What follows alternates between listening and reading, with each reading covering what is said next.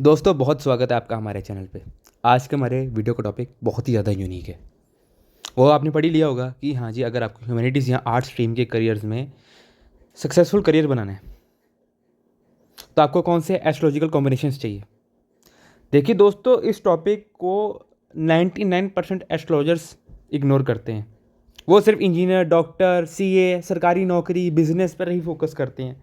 इन careers की तो कोई बात नहीं करता। पर पर आज हम बात करेंगे कि अगर आपको आर्ट्स ह्यूमैनिटी स्ट्रीम्स के फील्ड में करियर बनाना है तो आपको कौन से योग चाहिए ज्योतिष में। तो चलिए बिना टाइम वेस्ट किए अब हम अपने वीडियो शुरू करते हैं। तो पहला सब्जेक्ट जिसके बारे में बात करेंगे वो है ज्योग्राफी या भूगोल। Geography is study of places and it's people. भूगोल क्या है दोस्तों? भूगोल जगहें, अलग अलग स्थान और उनके लोगों की पढ़ाई है। देखिए ज्योतिष में चौथा घर लैंड और मासेस की दिखाता है, इसलिए कोई भी आप जोग्राफर की कुंडली निकाल के देखेंगे उसमें फोर्थ हाउस प्रोमिनेंट होगा। फोर्थ हाउस कैसे प्रोमिनेंट होगा कि फर्स्ट लॉर्ड फोर्थ में है, सेकंड या 11th लॉर्ड फोर्थ में, या 10th लॉर्ड फोर्थ में, और कई बार तो फोर्थ और एट्थ का कनेक्शन भी मिलता है। और साथ में अगर हम देखेंगे कौन से प्लैनेट्स ज्योग्राफी रिप्रेजेंट करते हैं तो देखिए वीनस और सैटर्न का अगर कहीं से संबंध बन जाए तो वो भी ज्योग्राफी की अच्छी नॉलेज दे सकता है। और काफ़ी एस्ट्रोलॉजर्स का मत है कि मार्स भी आपको ज्योग्राफी की अच्छी पढ़ाई दे सकता है। तो दोस्तों सेकंड सब्जेक्ट है हमारा हिस्ट्री, मतलब इतिहास।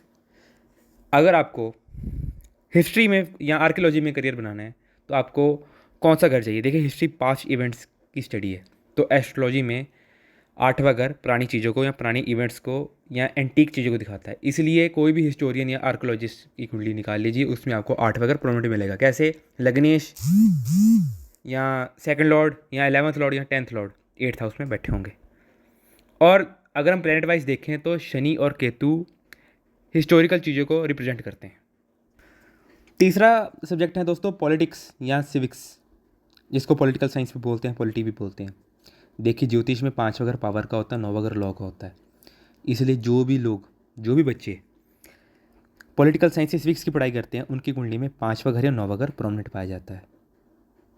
अब वो कैसे प्रोमिनेंट पाया जाता है मैं आपको बता चुका हूँ पहले। और जैसे प्लैनेट्स जैसे सूर्य और राहु, ये पॉलिटिक्स में आपको इंटरेस्ट देते हैं अगर ये आपकी कुंडली में प्रोमिनेंट हाउसेज में बैठे हैं। अब फोर्थ सब्जेक्ट की बात करेंगे दोस्तों सोशियोलॉजी की। देखिए सोशियोलॉजी समाज की पढ़ाई है और समाज तरह तरह के लोगों को बना के बनता है। देखिए चौथा घर मासेस को बताता है और 7वां घर पब्लिक डीलिंग को। देखिए 7वां घर जो है वो चौथे से चौथा है, इसलिए 7वां घर चौथे घर की हायर फॉर्म है। इसलिए जब भी आप उन लोगों की कुंडली उठा के देखेंगे जो सोशियोलॉजी, एंथ्रोपोलॉजी या डेमोग्राफी पढ़ रहे हैं, उनकी कुंडली में चौथा और 7वां घर प्रोमिनेंट मिलेगा। क्योंकि ये जो सोशियोलॉजी, एंथ्रोपोलॉजी, डेमोग्राफी ये टोटली लोगों के बारे में पढ़ाई करती है। और ग्रह जो आपको सोशियोलॉजी सब्जेक्ट में माहिर बनाते हैं वो है मून और सैटर्न, क्योंकि दोनों ग्रह मासेस और सोसाइटी को रिप्रेजेंट करते हैं। अब बात करेंगे दोस्तों इकोनॉमिक्स की। देखिए इकोनॉमिक्स जो सब्जेक्ट है वो प्रोडक्ट्स की प्रोडक्शन, कंजप्शन और डिस्ट्रीब्यूशन से रिलेटेड है, मतलब ओवरऑल रिसोर्सेज की बात करता है। और कहीं ना कहीं फाइनेंसिस भी इकोनॉमिक्स की ब्रांच है। और ज्योतिष में सेकंड हाउस रिसोर्सेज और फाइनेंस को दिखाता है और 11 अगर आपकी इनकम और मॉनेटरी गेंस को दिखाता है। तो जो लोग भी इकोनॉमिक्स पढ़ना चाहते हैं या इकोनॉमिक्स में बहुत एक्सेल किया है उनकी कुंडली में दूसरा 11वां घर प्रोमिनेंट मिलेगा। ज्योतिष में शुक्र और गुरु को इकोनॉमिक्स का कारक माना जाता है और काफ़ी स्कॉलर्स बोलते हैं कि मरकरी भी कंसीडर किया जा सकता है। अब बात करेंगे दोस्तों साइकोलॉजी की। देखिए साइकोलॉजी आपकी मनोविज्ञान जिसको बोलते हैं, आपके मन की पढ़ाई है, एक ह्यूमन की साइकोलॉजिकल बिहेवियर, मतलब मेंटेलिटी की, पर्सनैलिटी की पढ़ाई है। तो देखिए जो ज्योतिष में पहला, चौथा और 8वां घर और 12वां घर ये आपके आपकी मेंटल हेल्थ से डील करते हैं, क्योंकि पहला घर आप खुद हैं, फोर्थ हाउस का इमोशन है, 8वां घर डीप इमोशंस है, और 12th हाउस तो पागल खाने का होता है। इसलिए अगर आपको साइकोलॉजी की पढ़ाई करनी है और उसमें एक्सेलेंस चाहिए तो आपका मून का कनेक्शन पहले, चौथे, 8वें या 12वें घर के साथ होना चाहिए। अब दोस्तों बात करेंगे फ़िलॉसफी या दर्शन शास्त्र की। देखिए फ़िलॉसफी का मतलब होता है लव फॉर नॉलेज, इसलिए philosophy is totally Jupiter domain. तो जो भी लोग फ़िलॉसफी में जिन्होंने अच्छा किया उनकी कुंडली में 9 और 12वां घर प्रोमिनेंट मिलेगा ही मिलेगा। अब बात करते हैं दोस्तों इलेक्टिव लैंग्वेजेस की। कुछ लोग आपने देखा होगा कि बीए करने जाते हैं, बीए ऑनर्स करते हैं लैंग्वेजेस में। कोई चाइनीज़ की पढ़ाई कर रहा है, कोई जैपनीज़ में ऑनर्स कर रहा है, कोई French, German, Russian and so on.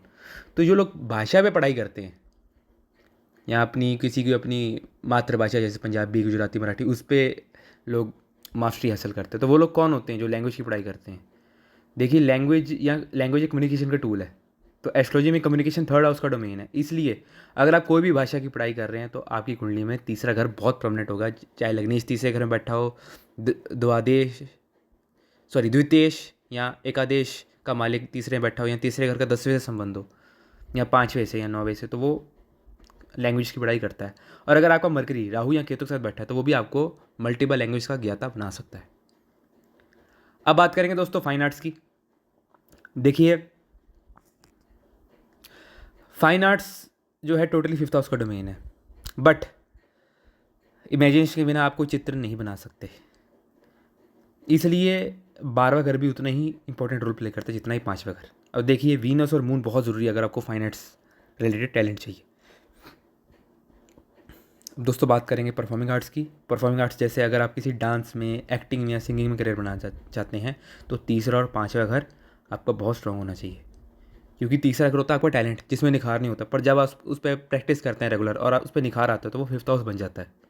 और इमेजिनेशन तो इसमें भी चाहिए, तो 12th हाउस भी ज़रूरी है तीसरा और फिफ्थ घर के साथ साथ। और साथ में अगर आप डांस में अच्छा करना चाहते हैं तो वीनस और मंगल आपके अच्छे होने चाहिए।